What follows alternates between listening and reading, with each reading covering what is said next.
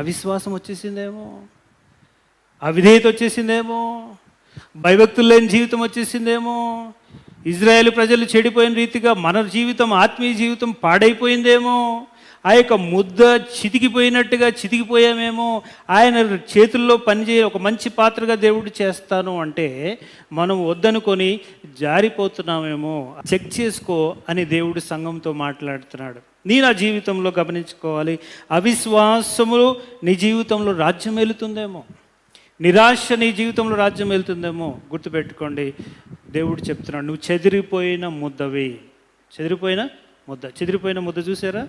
ఆ సారె పైన దేవుని చేతులను వద్దు అని చెప్పేసి పక్కకి వెళ్ళిపోయిన ముద్ద.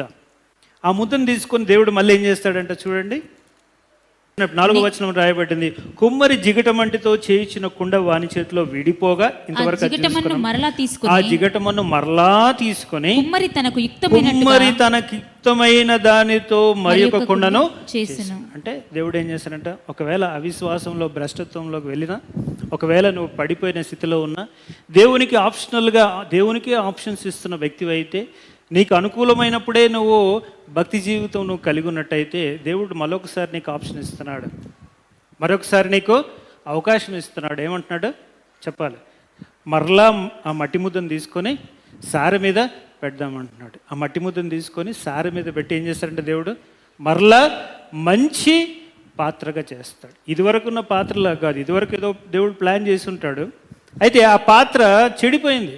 దాన్ని తీసుకొని దేవుడు పనికిరాందాగా తోసివేయడు, ఇంకొక పాత్రగా దేవుడు చేస్తాడంట. హల్లెలూయా.